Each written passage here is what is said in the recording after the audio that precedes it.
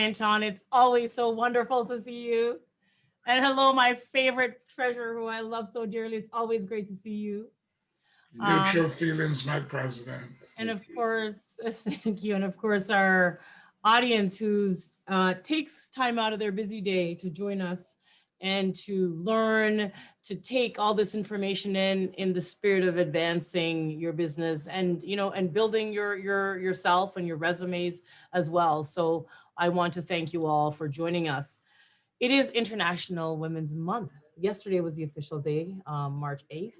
And I want to talk a little bit about, I know Michael always said, I'd talk for maybe a few minutes, but I wanted to sort of share a little bit about, what is happening in the world of women entrepreneurs and funding for women. One of the things I hear in a lot of our women who I talk to is the line, don't take it personally. Don't take it personally when we don't get the funding. And I think not just the women hear the don't take it personally. I think a lot of Black entrepreneurs can speak from that space, when we show up in certain areas and don't take it personally that, this didn't qualify or this didn't work or that didn't work. And so what we want to do is move that and change that narrative from the don't take it personally to taking it personally. And when we take it personally, what does that mean? It's looking at some of the things I'm going to talk about that we are doing at the BBPA. But before I get into that, I want to talk a little bit about what the state of Black women's businesses is facing in this time of International Women's Month. So, Black women are starting businesses at the fastest rate of any racial group. I don't know if you know this. This is a very good thing, and according to a research by American Express, since I think 2007, the number of businesses owned by Black women have grown to over 164%. Huge numbers, and despite, what they call the hustle or the grind or the building of the businesses, minority women are being shut out when it comes to access to capital. One of the things we say is that we should create new networks.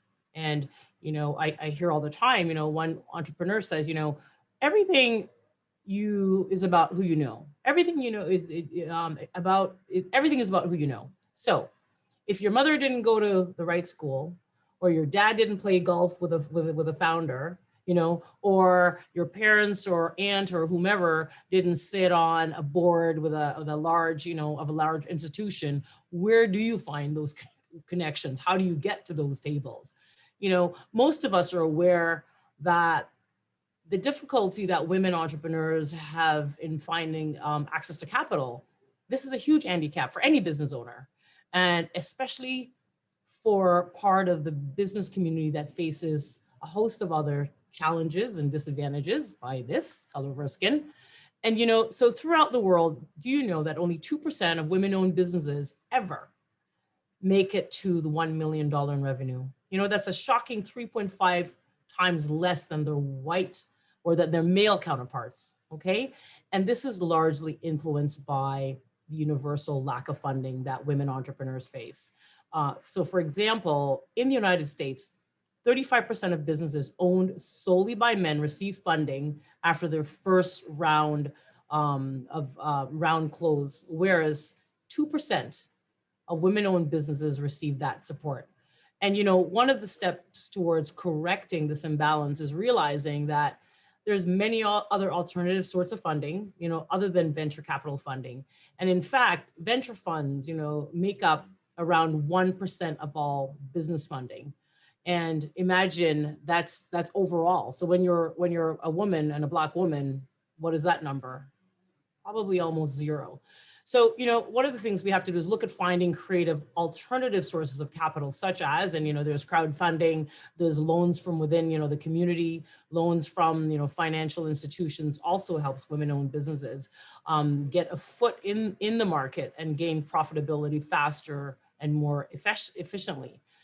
But, as most of us are aware, access to investors, loans, and other sources of capital has historically been a challenge for Black businesses, and for various reasons, many of which are related to systemic racism and certain like policies within in various institutions.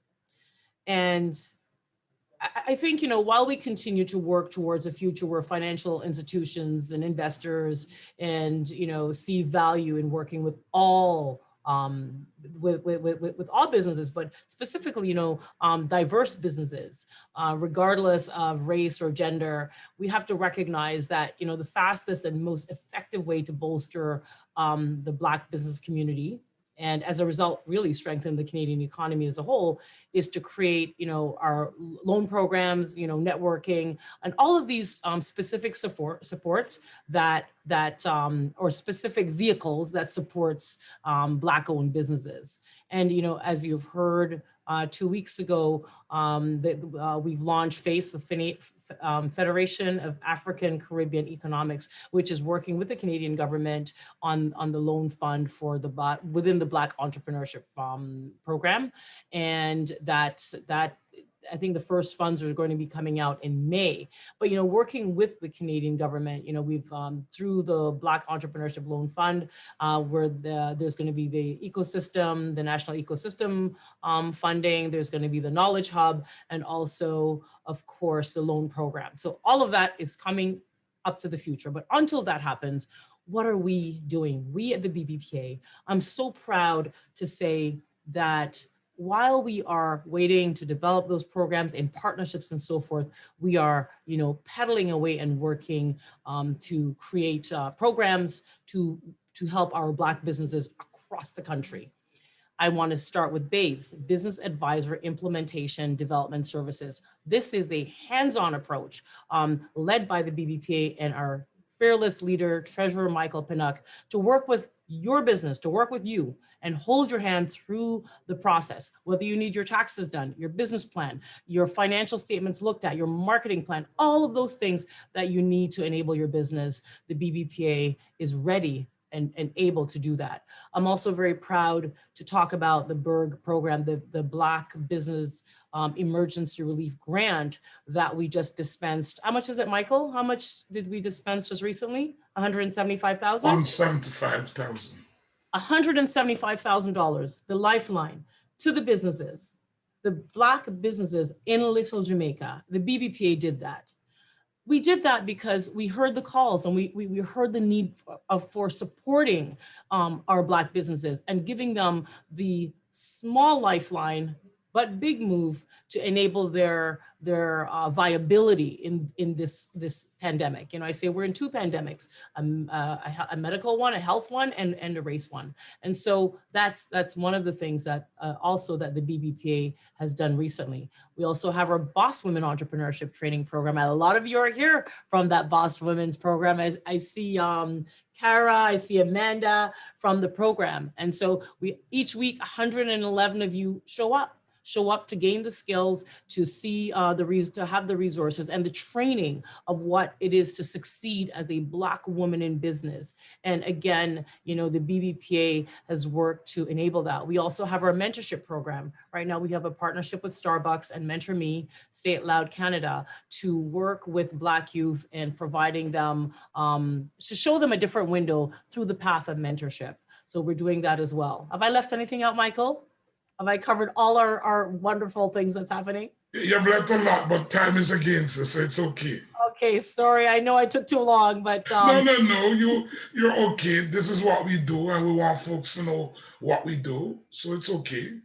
Okay, so I started out and I said we have got the tax clinic running right now. We have the tax clinic running right now with Mr. Pinnock doing all these tax clinics at no cost to our community and friends of our community.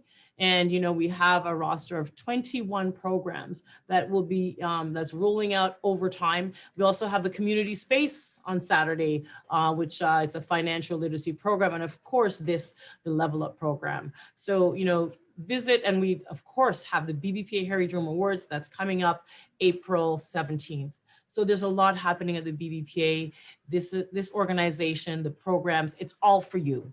It is all for you. As Janet Jackson says, it's all for you if you really want it. I will not sing that, but you all get the vibe.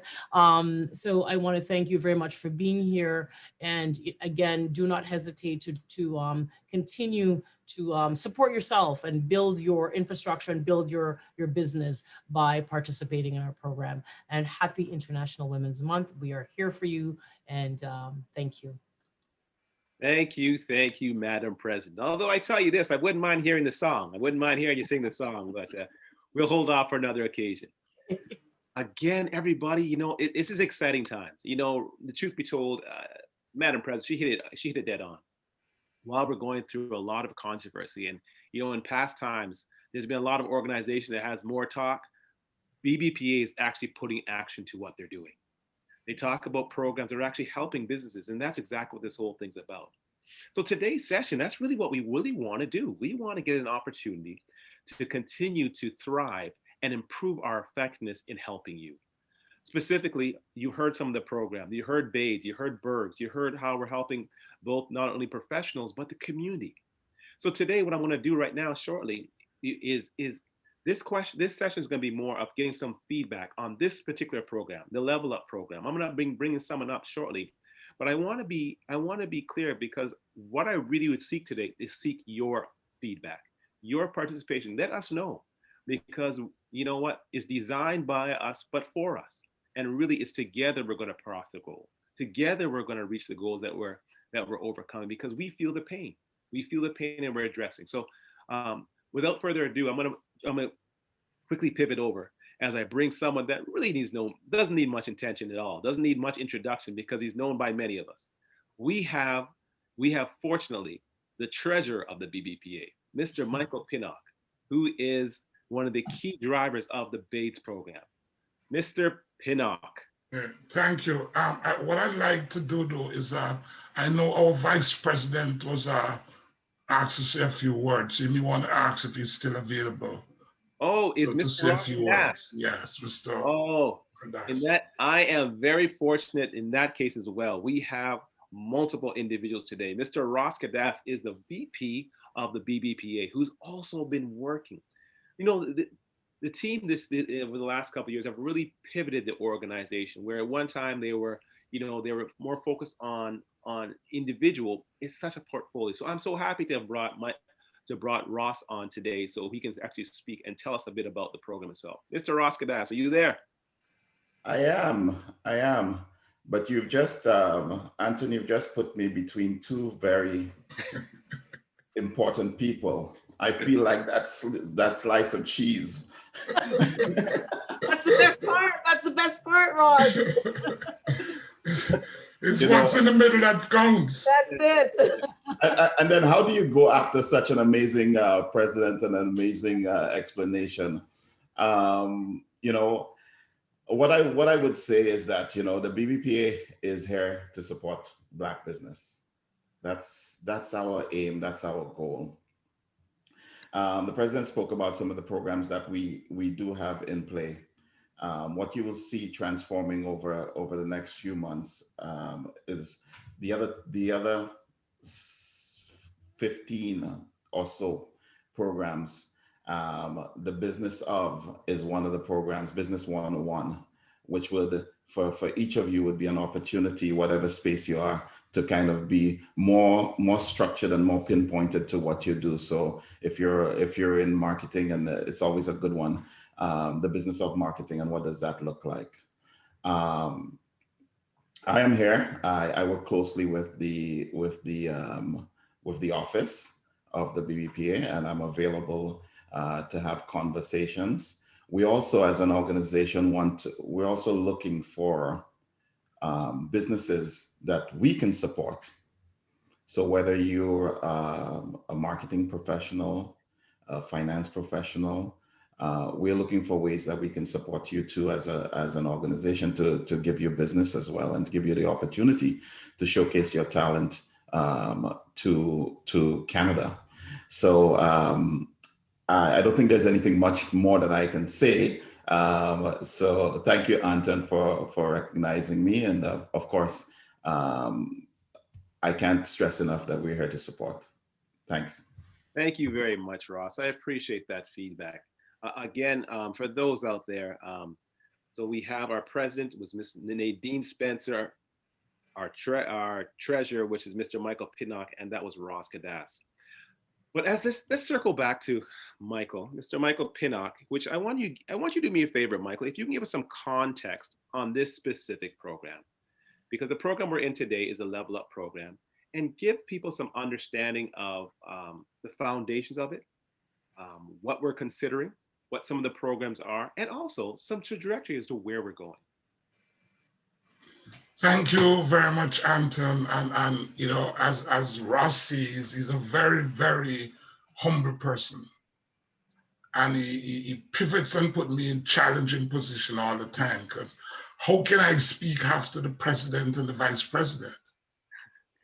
You know, it's this big shoe to fit after those two powerhouse, you know. And but I think it's a great team. I'm very happy to work with the folks. And there's a lot of stuff we're doing, and you know, Ross could speak for the rest of the evening and we can complete all the different things that we're working on together. But suffice it to say, this particular program, and you know, we're at the midway. If it was a certificate program, we would be given a quiz. You know, it's halfway the program, we'll be given a midterm exam or something like that. So the essence of today is to let's do a little recap, you know, see where we are, you know, get some questions, some feedback, and that will advise us as to whether we're on the right track. And if not, how can we make a course correction to ensure that we're on the right track? So, you know, statistics is a good stuff. And my president will tell you that all the stuff we do, we try to gather data, because data and big data is what advises us as to how we can do things more efficiently. So there's a data out there which suggests that 50% of all businesses, especially small businesses, and you know, especially in the Black community, 50% of those businesses fail, not necessarily because of lack of capital, lack of funding, lack of access to you know, various resources, which is a challenge in the Black community especially. But it's more so because of lack of financial acumen, lack of financial knowledge, lack of financial know-how. And hence the reason for a program like this, financial literacy, and we call it the Level Up Masterclass, because we want to work with those people who are actually in business right now and see how we can give them that tool to put them in a better position.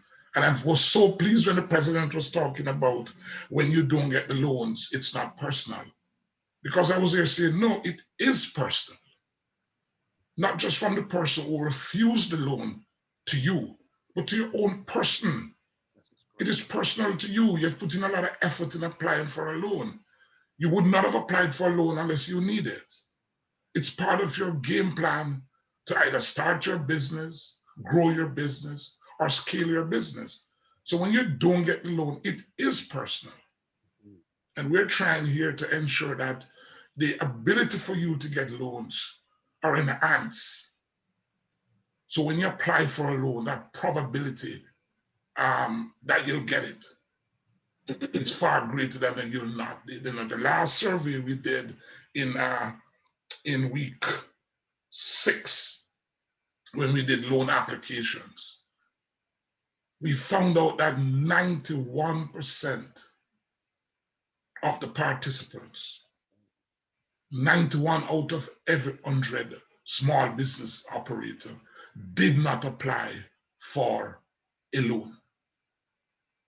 Now we know it's a captive audience. It's mostly, if not mainly, Black small businesses that are here.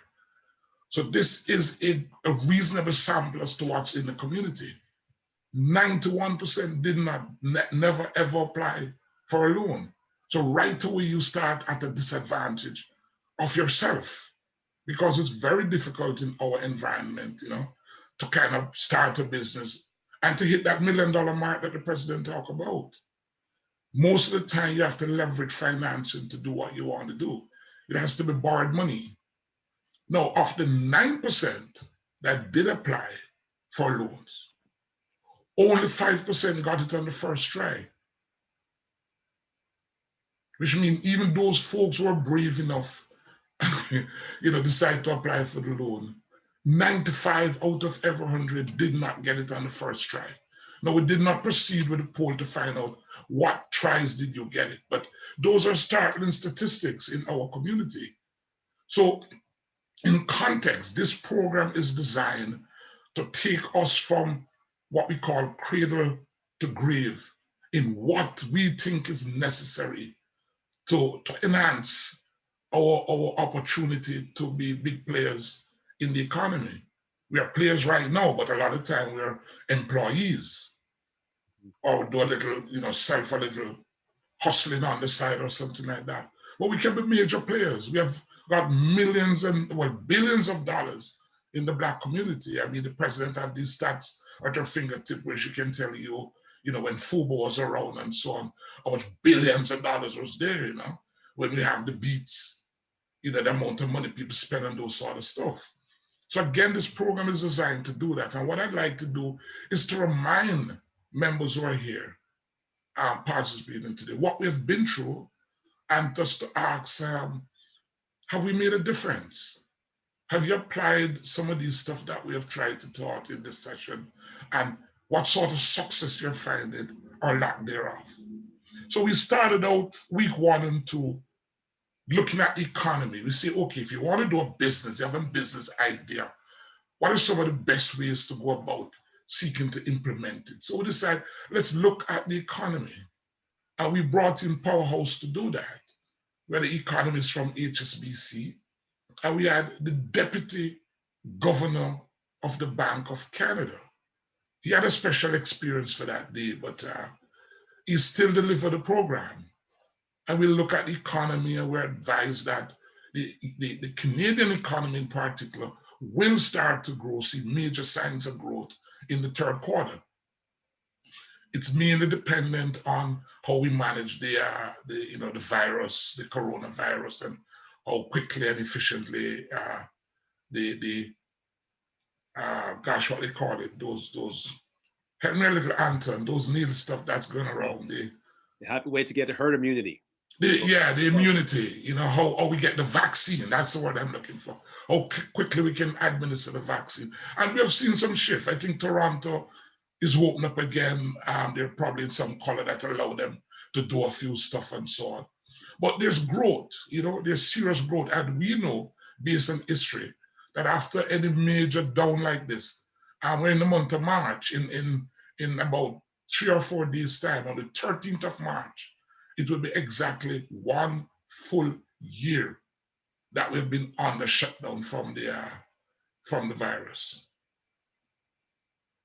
Full 1 year. So once we start to get out of that, we know, the hotels will be opening back, the restaurants will be opening back, the cruise ship, the hotels, the casinos, and we need to position ourselves to be able to manage those growth. Because if you're doing something now and you're only selling 10 units and you're having challenge, when you're required to sell 1,000 units in a couple of months, you may shut down your own business from the inability to supply the market. So we look at those in the first 2 weeks about the economy. And in week 3, we look at, yes, you decide to run a business. The economy is great for you to do what you do. What is the legal form you should take? And there are 3, you have this sole practitioner, sole proprietor. You have where 2 persons or more combined, they call it a partnership. And then you have the corporation. And we did a poll that day as well. Yes. And what we found was 72% of those who were here were all sole practitioners, sole proprietors. Actually, 68% was sole proprietor, 4 was partner, and only 28% was corporation. And we had a well-acclaimed lawyer that walked us through the benefits of going the corporate way. As a reminder, if your revenue start to hit 50,000 or more, you want to get out of the mom and pop environment and register the business as a corporation. because there's a tremendous amount of liability shield that is available for you to do it. It's more structured. You're more open to get capital and get investment, and you can go on the stock exchange and have an initial public offering and get millions of people to buy shares. And he also reminds us that we should have shareholder agreements. That was one of the key takeaway I had from it. That when you start, you register the business, most businesses have $100 in share equity. A few of them have $1 or $2. But then the business expand and you're working in a multi-million-dollar business, but you haven't changed the shareholder relationship. And then all of a sudden, you have problems with your spouse or your family and so on and so forth. So he reminds us that two things. As soon as we hit that 50,000 or more, we should really be going into the corporate form. Yes. So even if you're starting up and you're doing a budget, and the budget suggests that you're going to be a 300,000 sales business or $1 million, you want to actually register, get that business incorporated. And you also want to have a shareholder agreement. Week 4, we start to look a little into investments. And we were fortunate to have on board the Minister of Small Business and Red Tape Reduction.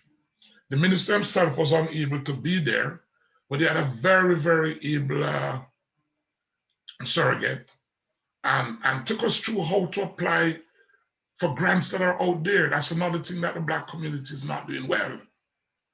With all the challenges we're having in terms of barriers on top of barriers, there's still a token stuff that's available, but we're not accepting even the token stuff because we found out from the minister representative that one of the major barriers that they found with the small business that applied is that it didn't have a business number.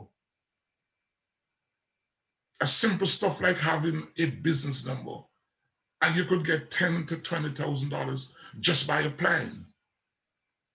And so one of the things we pivot with the minister at the time, or through surrogate, is that we in the BBP, we have got the Burge program that we just released. And I know the president and Mr. Ross has been very calm and quiet about the impact, the difference that we have made. And just to remind our community here, in September of last year, September of 2020, the Prime Minister himself came to Toronto, and he made a presentation about the $221 million that would be made available to the Black community. And as we speak, we're still working on it. And the president mentioned that probably by May, some funds would be released. But the only funds that have hit the Black community since that time is $175,000 that we in the BBP made available. And it went to 25 businesses, 19 in Little Jamaica and 6 throughout the country. So it wasn't just Little Jamaica. We gave the bulk to Little Jamaica, but we also assisted our Black brothers in other provinces with assistance. And we're working with the Minister of Small Business and Red Tape Reduction to see to what extent we as an organization can access some of that money that is still there. Folks have not yet taking those funds. It's still there to see if we can get a lump sum, 500,000 or so from there as an organization, and then make that available through our channel in the Burge, because we can do it a little more efficient, and we can get to the folks that really need it. So that is what we're doing, and that came up in week 5. In week 4. In week 5, we look at taxation.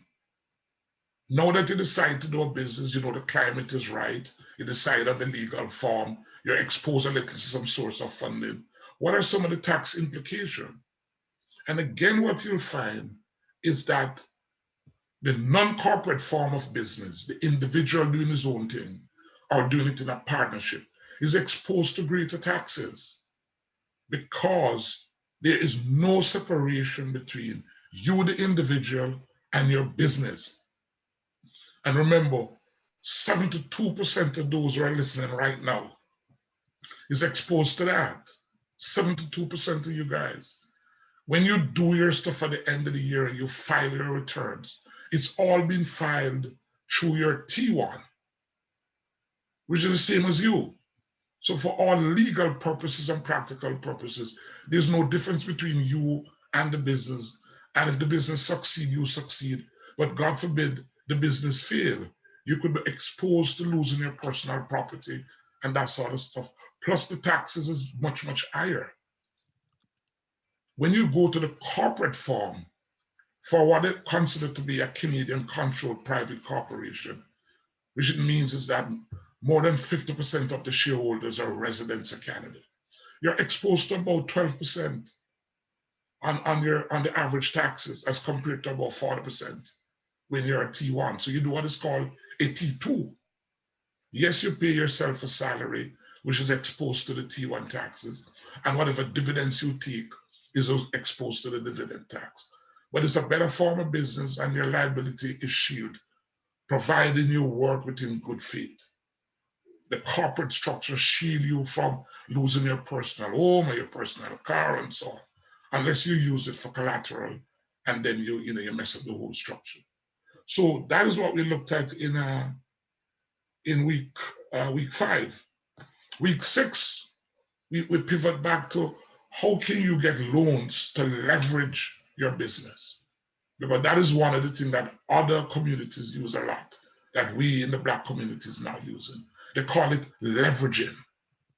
They use other people's money to do what they want. And as if you recall, when we did the economic analysis with the individual from HSBC, he did say, don't look at the interest rate. As long as your business is profitable and is doing what it's supposed to do, interest rate is just one of the input factors to what you do. Yeah. The key thing is that when you go for the loan, ensure that the loan enhances what you're doing. And as I said when I made that presentation, you remember the 5 C's. It's the credit, the capital, the collateral, the equity, and the capacity. And I did say to you folks, of all the 5 C's, the capacity to me is the most important. If the business itself is not profitable, unless you're a charity that you're in the business of just giving out things, you should not get into that business, irrespective of what folks are saying.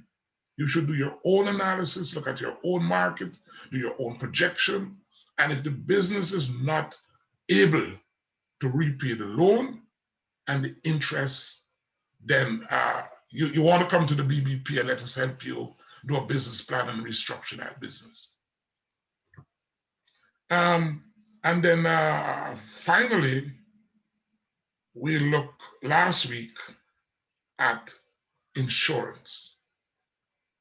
And in the environment that we live, we're always faced with perils. We're always faced with the unknowns.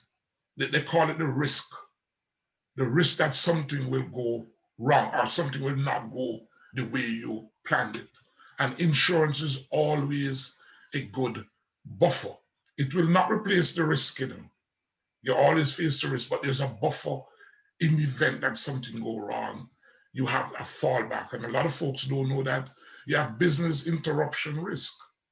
Those people run huge businesses. They weren't affected so much by the COVID because they already had tremendous insurance in business interruption risk. And when the COVID came and interrupted their business, all they do is do their maths on what they have lost and they file their claim. Remember, the government of Canada came in what they call one of these programs where if your revenue dropped by 30% between March and say June or whatever, you could get a grant. You just apply for it and you get a grant. They have the CBO account as well, where you get 60,000 and you only have to pay back 40,000 if you pay it within a certain time. So they're going to get another grant. They have the SURF for the payroll. If your payroll, you can't manage your payroll. So all of these things are actually insurance created by the government to assist when stuff fails. But the absolute insurance is something that you need to have. You have Keyman Insurance. Those businesses, they 28% where it's probably a 1-person director or a 2-person director. You should take out Keyman Insurance on each other. should in case something happens to the partner, the business, the insurance will then replace whatever income you lose because of that. And that takes us to where we are now. We're in week 8, and I'd like to, get some feedback and so on. But as we go to 9 and 10 and 11, all the way down to 13, the current plan is to look at deep dive in marketing, deep dive in business planning and budgeting, deep dive in other sources of investment, as the president mentioned. There are a whole lot of other sources of getting money to run your business. And I think as I speak, and I need to check the records, but as I speak, I think we will have the federal minister of finance with us on the very last day. I think we're going through a process now of finalizing the date and the time. And because we know the time is 2 to 3, but they've been at us to kind of confirm it. And I think the minister herself is planning to be here. So, stay tuned for that. We'll do, great publicity on it, and we'll have our questions and so on. But that is a process. We're now at week 8, and I'm open to questions, queries, course changes, stuff you didn't get a chance to explore over the last 7 weeks. And thanks for listening. Well, Michael, I thank you for that. That was a phenomenal synopsis of what we've gone through the last while. And I think that between the information that was shared between yourself and Ms. Nadine as well, one of the challenges as a community is the difficulty. What I think is becoming more and more relevant is that we may not be aware of the systems of business. And what I mean by systems is exactly what we're talking about. How do you position your company to get funding? How do you position your company to grow? How do you position your company so you're not operating as a hustle, but operating as a business, not only to make money, but to protect yourself? And I think, so this is why I love this program so much. Not only because I've been a consultant where I've seen a lot of times where individuals, they have such great opportunities, but they're not positioned in order to be effective. So a few things before we even get into that. There's a lot of people asking about past shows and so forth. And one show is they're asking, are they able to go back and see any of past programs? Answer is yes, but I'm going to pivot that to my VP and my president because I know they're assiduously working on it. But the answer is yes, because we do record all of these sessions, and the only one that we're iffy about is the one that the banker, the deputy banker governor got Zoom attack, and there's some positive there, but I think there's a lot of negative. But yes, you should be able to go back on the bbpa.org website, and in fact, not just this program, all the programs that we run, Arts of Professional, The Boss Woman, the community space, all the things we do here. And I see Ross has given us his gracious face again, so you may want to say a few things about that too. Yeah, a lot of our programming is available on our YouTube channel. So as we do them, we put them out on our YouTube channel, and the hope in the next little while is to make it more readily available for our community. So you can go to our YouTube channel, Black Business and Professional Association, and you can see some of the past programs that we've had, as well as events that we've showcased in the past. Thank you, Michael. Thank you, Ross. All right, so we have some questions and some feedback coming, and one of them was raised by more than one individual, and it's really around funding. So here's one of the questions from Dior. It was, one of the biggest challenges around finding the funding needed to start the business before you have clients and steady revenue. Sometimes money needed is to even kick off the project. Can you help with that? The answer, when they say, can you help, is it helping providing advice, helping through the BBP to give the grants, or is it helping to understand how we can overcome the difficulty of positioning the business so that you're more readily available to get loans, grants, that sort of stuff? And I could try to answer it in those three veins. One of the first things we're trying to do here at the BBP is to ensure that the businesses are positioned to take the opportunities that make themselves available. You know, we often say at the BBP, luck, there's no such thing as luck. It's preparation that meets opportunity. And as an accountant, I can tell you, over the last year, one of the reasons why the bulk of the Black community was not able to access the CERB and the CEBA and the other stimulus stuff that were available is that their books and records was not in a state that would allow someone to say, yes, you have lost 30% of your revenue, or yes, you have payroll because you show me the T4 for the last 3 years. So one of the things I'd say to folks is try to ensure that your books and records are up to date. We talk about accounting being the language of business. Try to ensure that you know what a balance sheet is and you have it up to date, what a P&L account is and you have it up to date. But these are the things that funders, even grantors, ask for when they make certain things available. In the BBP, we are working through the Birch program. We have just released $175,000, as I say, to 25 businesses. And we're still working with corporate Canada and with the government to see if we can get some more funding in that space. Perfect. To make it available. And thirdly, the BADES program, Business Advisory Implementation Development Services. As we speak, we're sending out an application to the government to increase our funding so that what we can do, you have a business and you want to start a business, sustain your business, grow your business, scale up your business, we will meet you where you're at. And we will provide you with the resources you need to go to where you want to be. And we will pay for those resources. You just need to apply and tell us what you need. We sit down and assess with you and we match you with the professional that will do that. So in those 3 ways, that is how we can actually help you do what you want to do. Perfect. Thank you. We have another question that came in from Patrice, and it says, I've learned so much so far, so thank you. However, I'm looking to build a cooperative,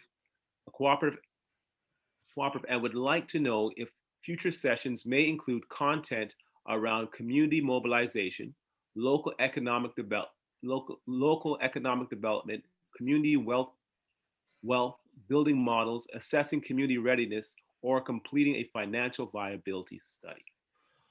Thank you very much for that. That's kind of one of those pivot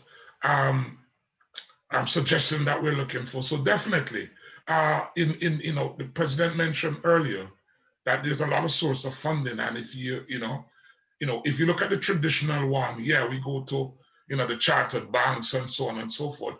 But our people have a history.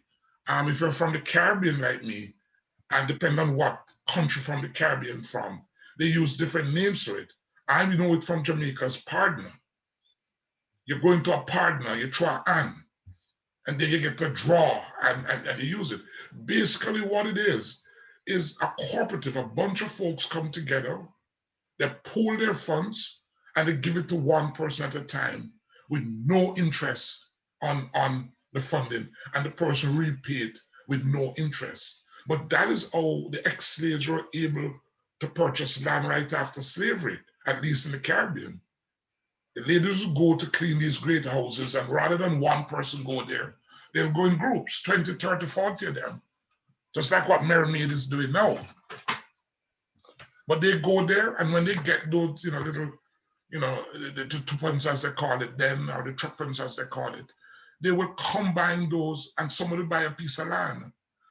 So the cooperative concept we're talking about is really the same essence, but it's done within the corporate structure. And sometimes people talk about social enterprise. It's really a concept, because in our legal system, we have a corporation that you have to register. But the concept of the social enterprises, the driving force is not to make profit for an individual, but it's to make profit that you reuse in the community. So yes, we've certainly set up a session or sessions to deal with that. Perfect. So I've made a note of that, and we'll certainly do that. Perfect. We also have another question coming from Jacqueline Steele here. She wants to know, is there any funding for someone who wants to buy for manufacturing equipment within our community? Yes, there are, you have the cooperative bank, that is one of them. Alterna is a good one because we've worked with them. I'll give them the free plug there. It's a cooperative. Okay. And they do that sort of stuff. They do work. But yeah, that's within our community.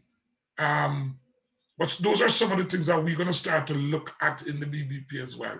We're starting out now with the soft professional services.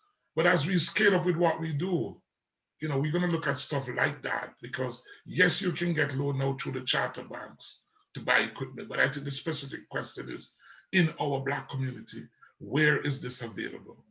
Yeah, was there any mine now is a cooperative bank. funding or grants specifically for equipment? And the government had some, the Ontario Trillium have some grants that they do that.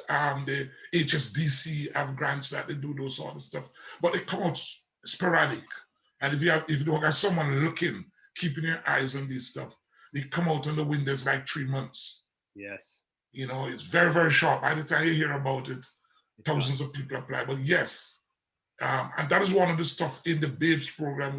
We're going to build some capacity to do that, to write grants. Somebody want to apply to the Trillium or the HSDC, come to the BBP. We have grant writers that can help you formulate that grant, and you can apply. And we will pay the grant writer. You don't have to pay the grant writer. The BBP will pay the grant writer. Right. Thank you so much. One of the questions that came on was someone was asking, listen, if they want to find out more about the program, how do they book an appointment to find out more, to talk to someone about it? You mean BABES? Yep. Oh, well, there's an application. You go to the BBP website right now. You'll see BABES there, and you follow the instruction. It's as we speak. It's up and running. Perfect. All right. Now we have another question coming in from Patrice. My question is about corporate business hubs that gives our community site that they can access business tools, mailboxes, secretarial services, and other business development services. Not sure your question there, Patricia. Yeah, I know what Patricia is asking. Where is the hub that Black folks can go to and get all these services? Okay. So the BBP is trying to build a hub like that right now, but we've got a Black entrepreneur right now, ZESE Enterprise, zse.ca. And he's got a hub that making an attempt to provide that sort of service. Perfect. It's called Zeus Social Enterprise. Perfect. zse.ca. Perfect. Somebody wants to find out more about membership. What's involved? What's the cost, and so forth? Where would they get that information from? Again, it's everything's on our website. That's open. It's user friendly. But there's on the website they call Join In, and you follow the instructions. There is, I can't remember the fees now, but I think the top fee is about 150. The average fee for students and for seniors, but I think the top rate is 150. But I'd like to say to folks right here, while the BBP want to get that 150 because it assists with the overhead and so on, we are far more interested in you becoming a member. So apply, and we'll talk with you. We'll not be turned back just because you can't find the 150 right now. Because the BBP is a members organization. And the more members we have, the great for us. I think Elis has her hand up. Yep. Okay. Okay, go ahead. Elizabeth, go ahead. Dion? She can go in and ask a question or answer up. Dion All? Well, while that hand is up, one of the questions is there any funding for local Black farmers? I would say yes as well. I'd say yes as well. I've a lot of folks are not in farming, but I know they're funding for farmers as well. They're actually in a very special group. They have very special tax applications and so on and so forth. But here again, it is business. You come to the BBP and tell us what business you're in and what assistance you think you need, and together we'll find a way.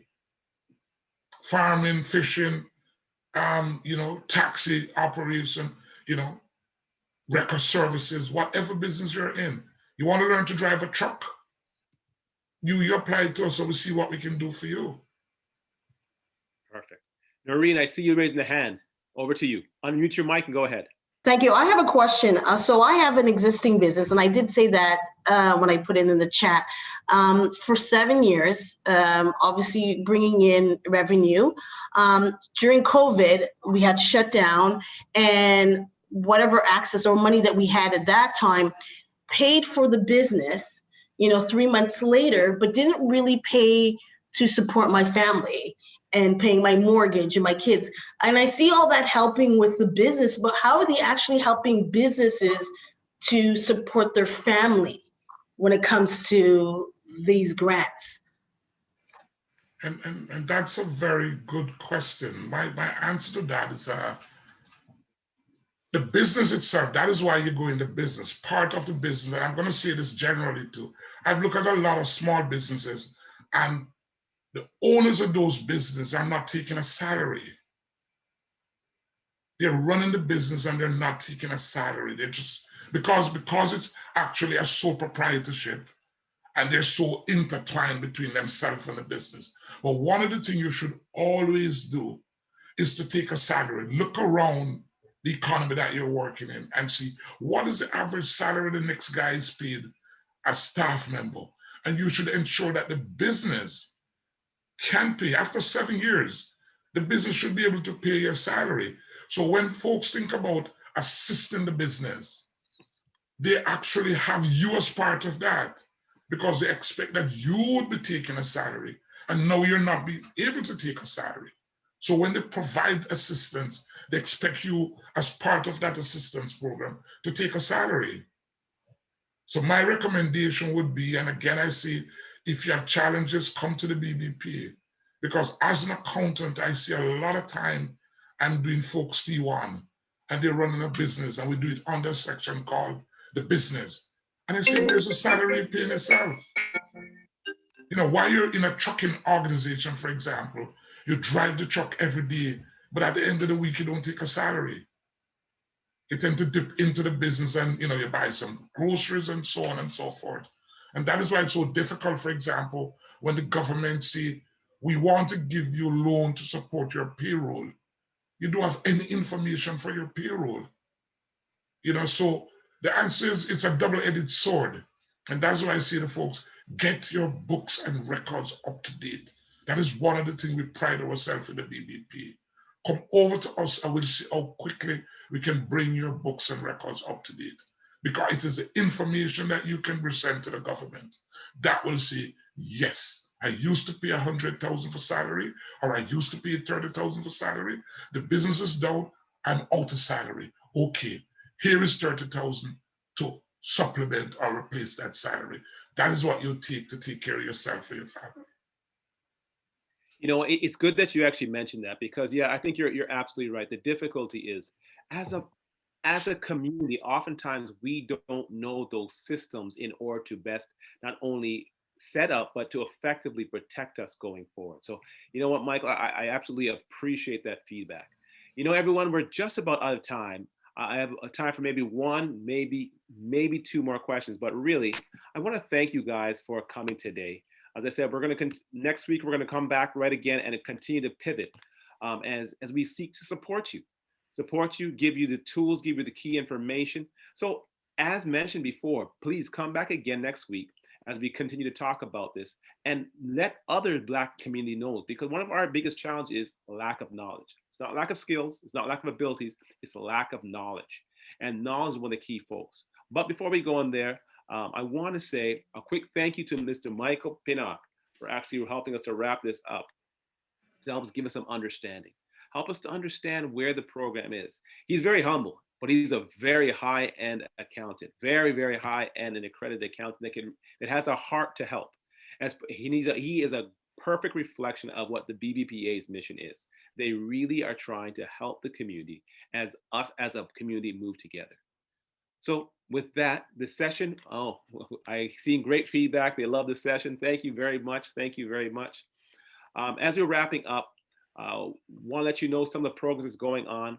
As mentioned, we are in National Women's Month, and we'll continue going forward. Tomorrow we'll have Asset Professional Series, at 12 o'clock, Wednesday at 12 o'clock to 1 o'clock. We'll also have tonight, we'll have the Boss Women's Program. We'll follow by this weekend on Saturday, and every Saturday we'll have a community space that goes between 10 and 11:30 and provides financial literacy for our high school and university students. It really teaches them the fundamentals of finances from the start. That's what we actually need. So that's on Saturday mornings. And again, next week, every week, we'll be back again next Tuesday at 2 o'clock. I thank you for coming through. I thank you for coming out. Be safe. Ross is there, Anton. I just wanted to jump in. Tomorrow is a very special Asset Professional. Okay. We have a panel of ladies. It'll be hosted by our secretary, Carmen. So you should join. It's going to be talking about gender issues. Not, I forget. It's not an economic issue. So join us. It's going to be a good one. Thanks. Thank you very much. Hold on, I see one last question. Is the program link for the Saturday morning university students available on your site? Yes, all the information for all our programs is on our site. So whether it's the community space, whether it's this one, which is the Level Up program, whether it's the Ask Professional series, whether it's the Bates program, which is the Birds program, there is over 20 programs being posted within our community. The difficulty is a lot of times we don't know. We as a community don't know. But in knowledge is the key, knowledge of power. So please go to BBPA, the BBPA website. So I thank you very much for everyone coming. I appreciate you coming out and your feedback. And thanks for having me, Anton. It's a pleasure all the time. As always, you're always phenomenal. You know, it's great the information you share, because the truth is, oftentimes, as it's true, we just don't know. And you know, we're operating, you know, a lot of people within our community, they're funding their own business, not knowing that there's financing available. They're putting all their liability on themselves. So if something goes wrong, it's them a box chicken back on the dog mouth. But they don't have to do that. That's not the way other communities do so. And, you know, I'm grateful this is the opportunity for us to grow. Those in the audience, take off your mics. Let's talk for a bit. Let's talk. The show is now over, so now we'll talk freely. What are you guys finding, like in this environment now? How are you finding the experience when you're in the business realm? Are you finding it more the challenge is in growing your business? Is it setting it up? What are you finding? Hi, maybe I can add in. This is Dior. I had asked a question specifically around resources when starting. I find that the biggest hurdle is not so much, at least for me personally, it's not so much around like setting up the business per se, because those things is almost like a checklist, and sure, you should do it right, but it's around the strategy aspect of it. Like, how do you basically go from like having conceived an idea in your head to actually executing on sales? And how do you build a business that's sustainable? Not just like, so I think a lot of us tend to build businesses as a side hustle, but how do you basically build a multi-billion-dollar company, million-dollar company, similar to how other communities are doing it? And I think is those resources to take us to the next level that is probably sometimes missing. Well, let me give you some feedback on that one, because you're dead right. The challenge is not, again, it's not the lack of ability. What it is we don't know. And one of the key things we need to know is, one, we need to get a roadmap, a strategic plan to understand how to grow. You see, the reality is there's many ways to grow. You can grow organically or you can grow exponentially. The reality is oftentimes a lot of us, what we're doing, we are happy because we have success. And that success is we're getting sales, not recognizing you're only growing organically while your competitors are growing exponentially. So what does that actually mean? The mean is, just as a simple example, if you were to have a plant and you were to, grow whatever plant you're growing and put it in dirt and put water on it, it would grow.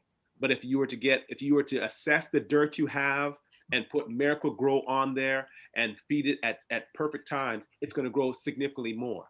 Well, that's what a strategic plan actually does. It helps you to understand what's your environment you're working with. What process are you doing? How are you selling? How are you engaging? Do you have the systems to actually grow not only in the short term, in the long term? Do you have processes that allow you to meet those goals? And that's really what we've really got to be able to understand and teach. And the phenomenal thing is that's what the BBPA, their programs are doing. Right now, as part of the Bates program, as I said, Michael's a very humble man, but the truth be told, he's a very high-end accountant. And he's able to look and some of them and understanding your financials. It's one thing to have a great idea, but if you're not able to capitalize or have the funding to support that, how do you take the next level? That's part of what we're actually doing here. Again, I get excited by it because I've seen so many times people with phenomenal ideas and they don't push forward. The reality is you need a plan to push forward, and you need a system. So you need a plan and you need a system, an effective system. I support that too, Anton, because what you'll find is my father used to run a tavern back home, and he decided he didn't want it to grow. He decided he wanted to remain a little village bar where people come and watch TV and he sell a bottle of rum for the week, and he's quite okay with that. He died and my sister took it over, and it went through the roof. We started off different bartenders, open longer. We changed it from tavern to club. But that is what she wanted to do. So I say to the Black entrepreneurs, and I was on a panel the other day looking at some ideas that a bunch of Black women were presenting in a pitch competition. And one of the things I found lacking was they weren't this wow factor. You're in your kitchen doing a couple of spices, and you're quite okay with selling a dozen to your next door neighbor. But they weren't the wow factor. They would say is, why am I not selling 1 million bottles? And what is it I need to do? I need to get out of my kitchen and I need to rent or buy some space. And we seem to be satisfied easily with you do something for the whole year and you make $10,000 and it's probably $5,000 more than you started, and you're contented with that. But in fact, you need to have that wow factor. I would talk about the intergenerational wealth. So we start a business and the question is, I'm working my butt off in this business, but I don't want my son or my daughter to do that. I want them to manage the business. Some of you folks are entrepreneurs, you can recall as I speak to you right now that you never seem to have time to do anything. You're always running the business. In fact, what is happening is that the business is running you guys. Right. The business is running you because you should be able to do like the next guy 7 hours a day. I run my own practice here and I work at various times, but I ensure that I don't do more than 7 hours a day. It might be 3 in the morning to 10, or it might be 10 to 5. Every now and again, I have a rush job that I have to put in, 10 or 12 hours, but it's for a very short time. But I've consciously decided I'm working 7 hours a day. But that is what the average Canadian should be working, 35 hours a week, 7 hours a day. So part of it is kind of a mindset as well. You hit up a key point there. I really like that you brought it up because so in the consulting realm, oftentimes what you actually see, particularly within our community, is that business owners spend their time working on the business instead of in the business instead of on the business. What does that mean? As a business owner, you know what? They're content on doing 16 hours a day, and really some of the time they're spending, it's just not worth it. Why are you the bottle washer? You have to find ways in order to understand the blind spots in your business. And what are blind spots? Are the key fundamental pieces of your business that a business need to, one, grow, be efficient, and scale. Now, let's be clear now. Scaling is not just growing. That's not growing. Scaling is the ability to expand your business without compromising. So your ability to grow doesn't mean that, you know what, right now you do 16 hours a day. I will grow because I'll add 4 more products and I'll continue to 8, and the next person behind will do 16 hours a day. It doesn't work that way. You have to be able to grow so that it can be a system that you can actually do that's manageable. Because the person you hire is not going to do the 16 hours that you're going to do. It's not going to be able to, if it's all based upon you, then you're limiting your ability to grow and scale. So you have to really explore what you're doing and what can be taught and passed along or work in a system to actually move forward. And as a people, we've got to actually do that. And so it's oftentimes, again, it's understanding how to make things more effective and efficient. I'll give you another example to Anton. This is kind of one I tend to use all the time with folks. We're in a charitable organization, and that's another place you'll find that Black folks spend a tremendous amount of time. So they're doing fundraising to raise very little funds. So we have a chap who went in his car, drove about, 50, 60 kilometers to a store who promised to make a donation. He sat on a bench in the store for about 4 hours to get a case of water. Case of water is about $3. Wow. And he came back with it, and he was very proud of what he has done. And I said, well, it's good we have the bottle of water, but we have used up so much resources. We might as well have bought the water next door. You drove there, you wait for 4 hours, So some of the things we're doing, and again, as Anton said, these skills can be taught so that you know how to do a cost analysis. You know how to do opportunity analysis. Should I do this or should I do that? What is the payoff in doing this as against doing that? There's a hand up there, Anton. Yeah, I saw Jacqueline Steele had her hand up first, and then I'm going to go to the next person. Jacqueline, unmute your mic. I did. So I had to comment myself. Sorry. Thanks, Anton. I wanted to comment with the lady that spoke earlier in regards to how to start. I started my company in my basement, which I'm sure is the story of most entrepreneurs. And I think the challenge is getting a system in place that you're able to work for yourself full time and still pay your bills. And so I approached it, if I can share very briefly, I approached working for myself like working for somebody else. So I had what I call 10 by 10. So sales is the driving force of any business.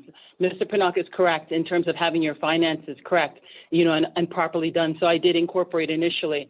But I started my company in my basement, and by 10 by 10. So every morning by 10 a.m., I had to make sure that I contacted 10 new people that I never contacted before. And every morning I would do this. The next day I would contact an additional 10 and follow up on the previous. The third day, an additional 10 and follow up on the previous 2 days and so forth. And you build on that. And then I did my work to support the business afternoon. And I was very militant about it, that I got up, I went to work at 9 o'clock. I got dressed like I was going to work, and I got to work at 9 o'clock. 9 to 10 was my sales. 10 to 11 was marketing and support. After I'd have a small break, and then I start producing my work in the back end. We access government programs, tax credit, grants, and rebates. So that's what I did on the later half of my day.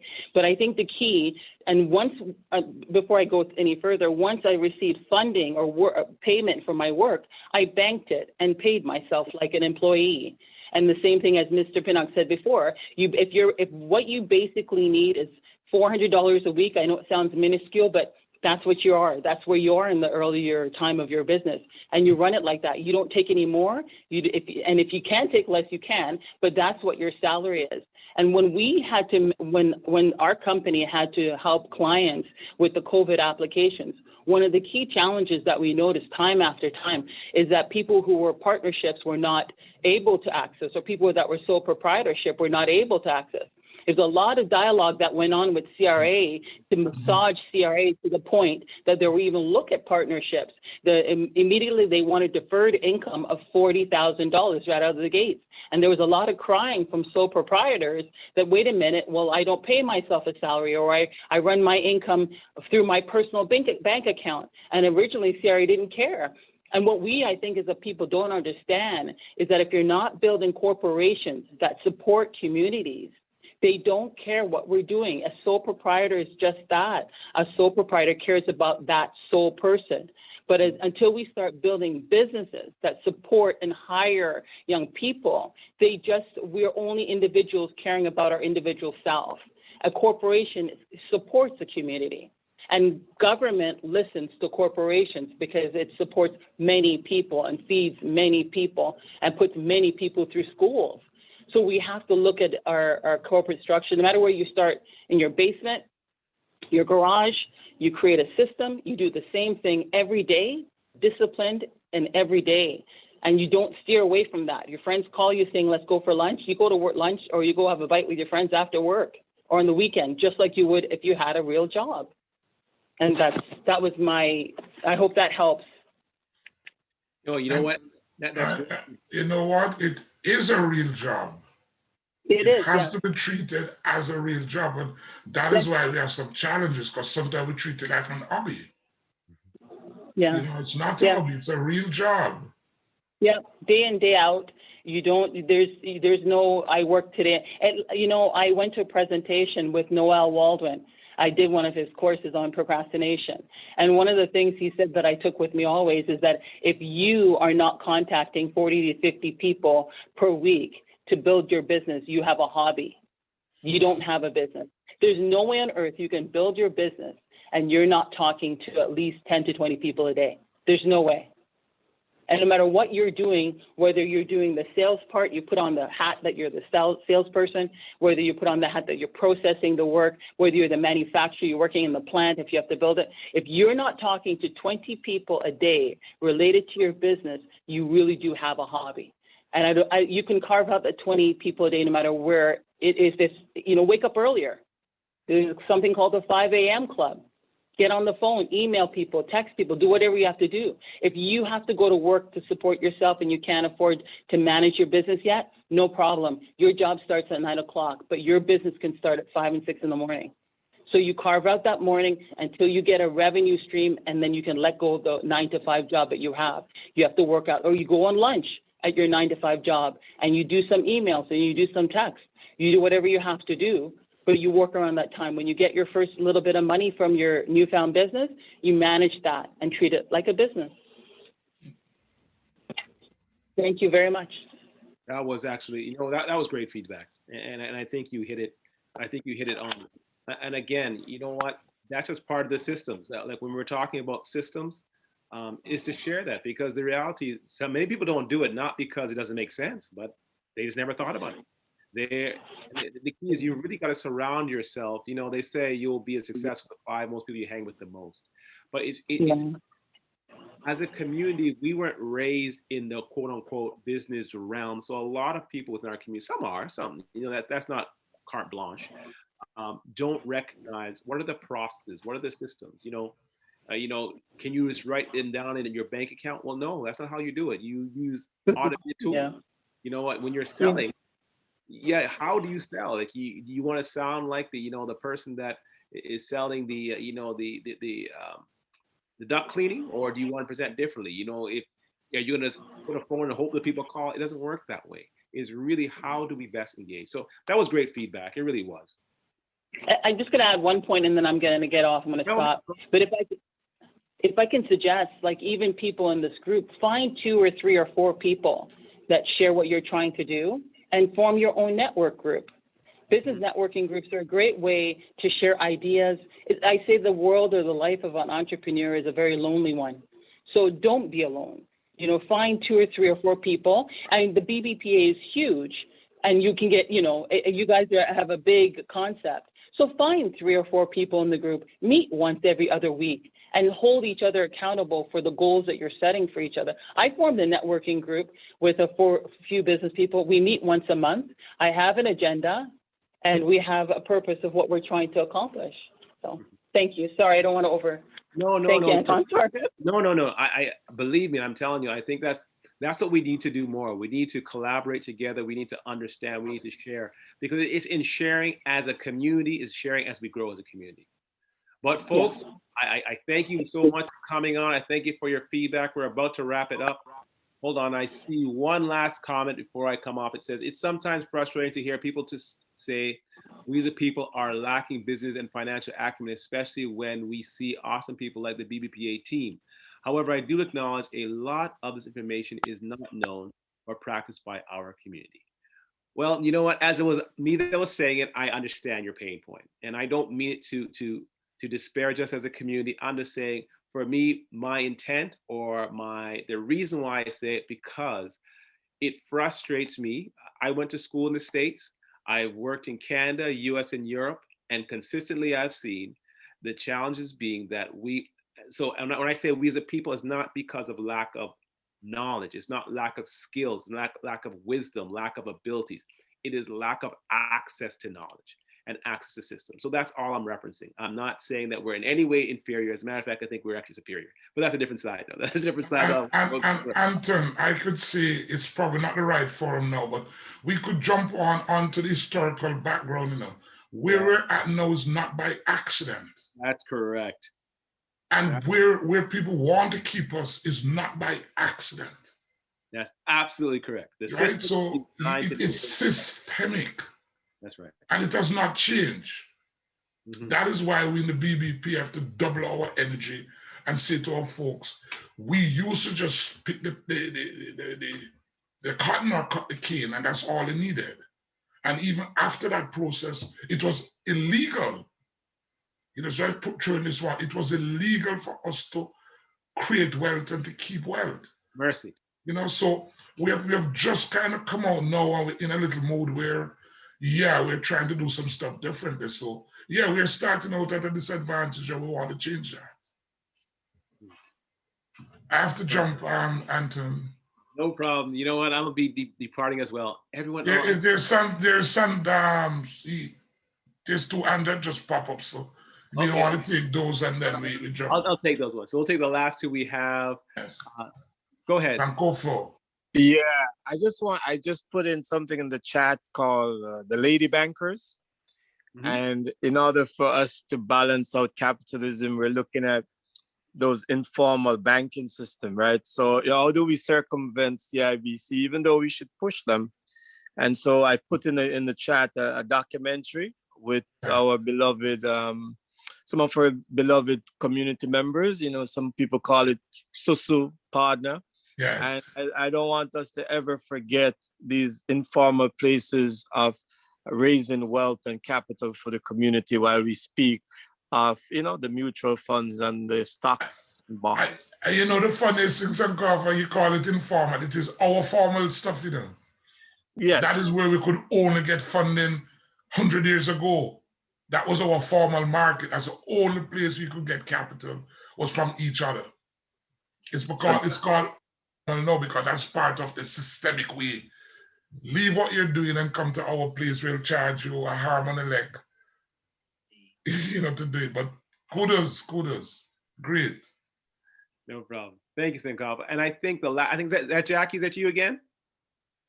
Yeah, and there's another hand up there. I see. I think that's Jackie. 416-460. Is that you? Unmute your mic. Unmute your mic. You're the last comment for today. Unmute your mic. We can't hear you. No? Yes, that's me. There you are. There we are. That is me. So I'm good. Go ahead. The 416 is me, but I've already scored. So thank you so much, Anton. Oh, you did that already. Okay. Well, everyone and all, I thank you so much for not only coming, but also participating in our post-show conversation. Again, we'll be back next week, next Tuesday. By all means, come listen out. Tell your friends. Tell the community. We're here to support. We're here to grow together. Tell a friend to tell a friend.